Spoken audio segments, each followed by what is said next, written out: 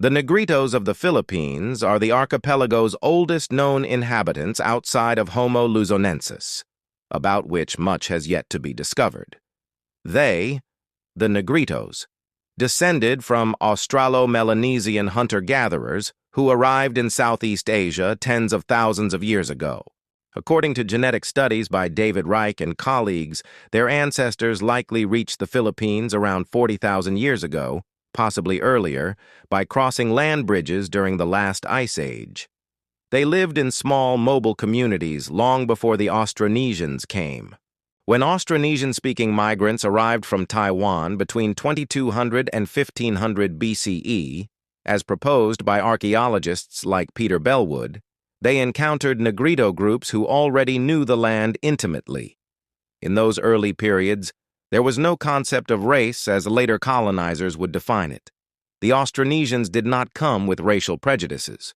In fact, DNA analyses by Maximilian Lorena and the Uppsala University team show clear evidence of intermarriage between Negritos and Austronesians.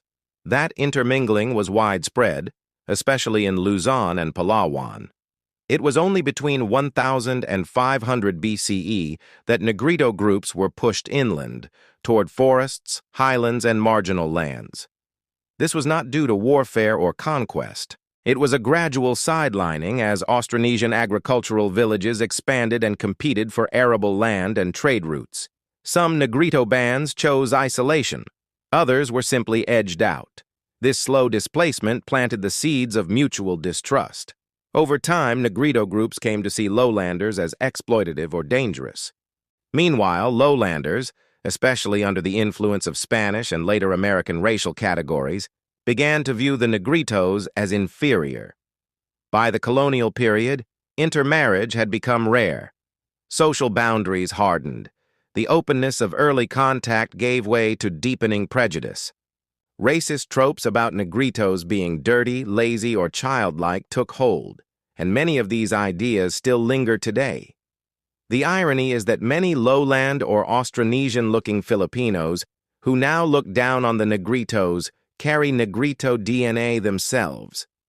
Genetic research shows that many of them, Austronesian-looking Filipinos, especially in northern Luzon, still carry 10 to 20% Negrito blood.